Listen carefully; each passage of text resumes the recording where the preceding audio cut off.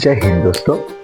અવકાશ યાત્રી તરીકે જેનું નામ સુવર્ણ અક્ષરોથી લખી શકાય એવા સુનિતા વિલિયમ કોણ હતા, આજના વિડીયોમાં આપણે જાણવાના છીએ.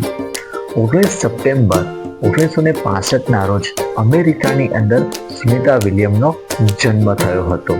તેમના પિતા શ્રી ડોક્ટર દીપક પંડ્યા મૂળ ગુજરાત સાથે જોડાયેલા હતા. તેઓ અહીંયાના રહેવાસી હતા. સુનિતા વિલિયમ મેડમે પોતાની સ્નાતક ડિગ્રી ફિઝિકલ સાયન્સમાંથી મેળવી હતી અને ફ્લોરિડા ઇન્સ્ટિટ્યૂટ ઓફ ટેકનોલોજીમાંથી તેમને એન્જિનિયર મેનેજમેન્ટમાં માસ્ટર કર્યું હતું. ત્યારબાદ તેઓએ અમેરિકાની અંદર જ નેવીમાં ટેસ્ટ પાયલટ તરીકે કામ કર્યું. 1998ની અંદર તેઓ નાસા સાથે જોડાયા અને પોતાની અંતરિક્ષ યાત્રાની શરૂઆત કરી. તેઓએ અંતરિક્ષ યાત્રામાં ઘણી બધી સિદ્ધિઓ હાંસલ કરી છે. તેઓએ અંતરિક્ષ યાત્રાની અંદર કુલ 608 દિવસ સુધી અંતરિક્ષમાં રહેવાનો એક સરસ રેકોર્ડ સર્જ્યો છે. તેઓએ સ્પેસ વોક પણ 9 વાર કર્યું છે. આ રેકોર્ડ પણ ઘણો લાંબો સમય સુધી ચાલ્યો હતો.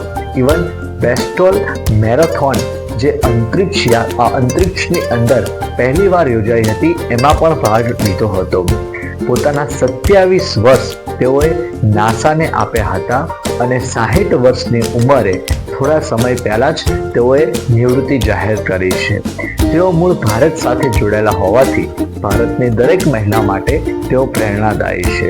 સુનિતા વિલિયમને 2008ની અંદર ભારત સરકાર દ્વારા પદ્મભૂષણ એવોર્ડથી પણ સન્માનિત કરવામાં આવ્યા હતા. આવા સુનિતા વિલિયમને તેમની નિવૃત્તિ ઉપર કોટી અભિનંદન. આપ સર્વને મારા વિડીયોમાંથી કંઈક ને કંઈક સારી માહિતી મળી હશે. Thank you very much. Like કરો, શેર કરો.